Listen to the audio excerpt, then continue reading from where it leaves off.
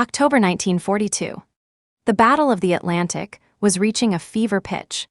Beneath the cold, gray waves of the ocean, the German U-boat arm, commanded by the shrewd Karl Dönitz, was waging a relentless war of attrition. Their target was the lifeline of Great Britain. The merchant convoys carrying vital food, fuel, and munitions from North America. For months, the wolf packs had enjoyed what they called the happy time, sinking Allied ships at a terrifying rate and bringing Britain to the brink of starvation. The U-boats were the masters of the dark, operating with impunity on the surface at night, recharging their batteries and hunting for prey. They believed the vastness of the ocean was their cloak, and the cover of darkness was their shield. But a technological revolution was quietly unfolding, one that the German High Command initially failed to comprehend. This revolution was not a bigger gun or a faster ship. It was an invisible eye that could pierce the night and the fog, revealing the hunters as they became the hunted. The Allies had developed and deployed a new generation of radar, and the U-boats, cruising confidently on the surface, were suddenly starkly visible. This is the story of that technological race, a duel of wits and engineering that would decide the fate of the Atlantic. It culminates in a moment of chilling clarity for German admirals when they finally laid their hands on a captured Allied radar set and understood precisely why their once invincible submarine fleet was vanishing beneath the waves. To understand the shock of this discovery, we must first appreciate the absolute menace the U-boats represented. By 1942, Germany had built over 1,100 U-boats, and their tactics were brutally effective. The Type Roman 7 submarine became the workhorse of the fleet, a medium-range boat that was agile, tough, and carried a deadly payload of torpedoes. Admiral Dönitz, a veteran U-boat commander from the First World War, had perfected his wolf pack strategy. Instead of operating alone, U-boats would fan out across the Atlantic convoy routes. When one U-boat sighted a convoy, it would not attack immediately. Instead, it would shadow the merchant ships, radioing its position back to headquarters in France, which would then vector other U-boats in the area to converge on the target. Under the cover of darkness, the entire pack would then strike on the surface. On the surface, the low-slung U-boats were difficult to see visually, and they could outrun most escort vessels. The ensuing chaos was devastating for the Allies. Ships would explode and sink one after another, while the escorts scrambled to find attackers that were virtually invisible in the dark. The toll was staggering, with millions of tons of Allied shipping sent to the bottom. Witz's strategy would succeed in severing Britain's lifeline, just as it had nearly done a generation before. The Allies were not standing idly by. From the earliest days of the war, they recognized that detecting enemy aircraft and ships was the key to effective defense. The British had pioneered this technology with their chain-home radar network, a series of tall transmitter towers along the coast that played a decisive role in winning the Battle of Britain by detecting incoming German bomber formations.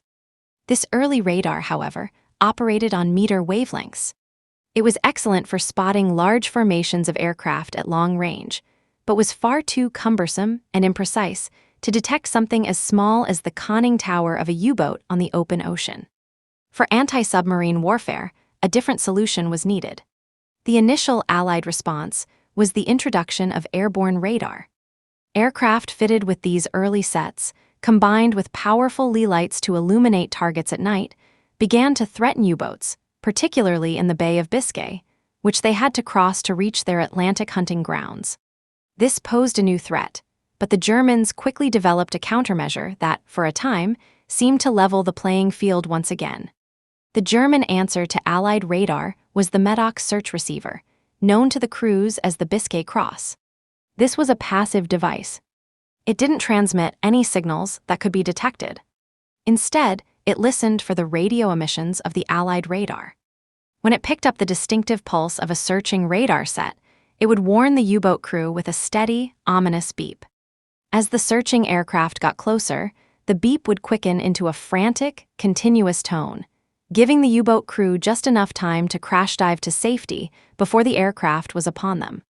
The introduction of Medocs in the summer of 1942 had an immediate and dramatic effect. The number of U-boat sightings by aircraft in the Bay of Biscay dropped sharply. For the U-boat crews, the Medox receiver was a lifesaver, a magical device that restored their cloak of invisibility. Confidence returned to the wolf packs. They believed they had neutralized the Allies' technological advantage. They could once again operate on the surface at night with relative impunity, relying on their trusty Medox to give them ample warning. This period of regained confidence, however, was built on a fragile assumption, the assumption that Allied radar technology would stand still. Unbeknownst to the Germans, a scientific breakthrough of monumental importance had already been shipped across the Atlantic. In the summer of 1940, a secret British mission, codenamed the Tizard Mission, traveled to the United States to share their most valuable war technologies with their American allies. The centerpiece of this technological treasure trove was a device called the cavity magnetron. This small, unassuming component was a revolutionary achievement. It was a compact and powerful generator of microwaves, radio waves with very short wavelengths, in the centimeter band. This was a quantum leap beyond the meter-wave radar of the early war years. The magnetron was so advanced that when American scientists were first shown it, they were astounded. It was 100 times more powerful than anything they had been able to develop. This British invention immediately supercharged the American radar program, leading to the establishment of the Radiation Laboratory at MIT, which was dedicated solely to developing microwave radar. The magnetron was later described by American officials as the most valuable cargo ever brought to our shores. It was the key that would unlock a new era of radar technology and, ultimately, seal the fate of the U-boats. The cavity magnetron allowed Allied engineers to develop a new class of radar that operated on centimetric wavelengths. This S-band radar, as it was known, was a game-changer in every sense of the word. The older meter-wave radar had long wavelengths that would diffract or bend around small objects, making a U-boat's conning tower a very faint and hard-to-distinguish target amid the ocean waves. The new centimetric radar, with its much shorter wavelength, could see the U-boat conning tower as a distinct, sharp object against the background of the sea. Its resolution was fantastically improved. But the most critical advantage was one the Germans had not anticipated. The Medox search receivers carried by every U-boat were tuned to listen for the meter-wave radar signals they knew about. They were completely deaf to the new microwave signals. The Medox receiver remained silent, its warning light dark, its speaker quiet, even as an Allied aircraft equipped with the new radar closed in. The first a U-boat crew might know of the danger was the sound of aircraft engines directly overhead or the explosion of depth charges. Their magical early warning system had been rendered utterly obsolete. The impact of this invisible shift was catastrophic for the U-boat force. Beginning in early 1943, Allied aircraft and escort ships fitted with the new centimetric radar began to find and attack U-boats with a frequency that baffled and terrified the German crews. The happy time was abruptly over. Convoys that were once easy prey now seemed to be protected by an invisible shield. The escorts knew exactly where the U-boats were. The wolf packs would converge on a convoy, only to find themselves ambushed by destroyers that appeared out of the darkness. Aircraft would swoop down from overcast skies, dropping depth charges before the U-boat could even submerge. The psychological effect on the U-boat crews was devastating. They were being attacked by an enemy they could not detect. They began to suspect their own technology was faulty, or worse, that the Allies had developed a form of supernatural perception. Morale plummeted. The loss figures tell the grim story. In the month of May 1943 alone, a period the U-boat command called Black May, the Germans lost 41 U-boats. It was an unsustainable rate of attrition. Admiral Dönitz, seeing his force being bled white, was forced to make a painful decision. On June 2, 1943, he temporarily withdrew the wolf packs from the Atlantic, stating, "Our losses are too heavy. It is now essential that we conserve our strength." The first major battle was won by the Allies, thanks to a technological secret the Germans were only beginning to grasp. Back in Germany, the Naval High Command was scrambling for an explanation. Their initial suspicion fell on their own equipment. Perhaps the Medox receiver itself was the problem. Some theorists suggested that the Medox, being a heterodyne receiver that emitted a small signal of its own, was actually acting as a homing beacon for the Allies. This led to a frantic and ultimately futile order to restrict the use of Medox, which only served to further unnerve the U-boat crews who had lost faith in their primary defensive tool. The Germans also experimented with radar decoys, such as metallized balloons and arrays of resonant dipoles on buoys, hoping to create false targets and confuse Allied radar operators. But these proved too small to be effective radar targets and did little to stem the tide of losses. The truth was that German intelligence was groping in the dark. They knew the Allies had improved their radar, but they fundamentally misunderstood its nature. They continued to believe the threat came from improved versions of the long-wave radar they already knew, and they developed new search receivers like the Naxos to try and detect it. But Naxos, like Medox before it, was ineffective against the centimetric waves. The German scientists were fighting the last war. They needed physical proof of what they were up against. The breakthrough for German intelligence came in 1943, not from a laboratory, but from a stroke of luck on the battlefield. An Allied bomber, equipped with a state-of-the-art H2S radar system, a revolutionary navigation and targeting aid that used the cavity magnetron, was shot down over German-occupied territory. The wreckage was recovered, and to the astonishment of the German technicians who examined it, the radar set was largely intact. This was the prize they had been waiting for. The device was carefully crated and transported under heavy guard to a top-secret research facility in Germany. Here, the country's leading electronic warfare specialists and senior naval admirals gathered for a demonstration. They were about to come face to face with the instrument of their undoing. As they powered up the captured set and looked at its components, the sophistication of the technology was immediately apparent. This was not a minor improvement on the old radar. It was a completely different beast. The heart of the system, the cavity magnetron, was a piece of engineering they had not believed possible. The moment of understanding was dawning. The admirals who had sent thousands of men and dozens of boats to the bottom of the Atlantic were finally seeing the reason why. The examination of the captured radar set was a humiliating and shocking revelation for the German High Command. The technical specifications were a nightmare. The device operated on a wavelength of less than 10 centimeters, a part of the radio spectrum for which they had no effective search receiver. This explained everything. The silent Medox receivers, the sudden, unexplained attacks, the terrifying accuracy of the Allied escorts. Their entire countermeasure strategy had been rendered useless because it was designed to detect signals in an entirely different frequency band. The Germans had been outmaneuvered not just tactically, but scientifically. The admirals understood that their U-boats had been blind, sailing into an ambush every time they surfaced, their crews completely unaware that they were being painted by an invisible radar beam they could not detect. The war diaries and after-action reports from the U-boat fleet, which had spoken of impossible attacks, now made terrible sense.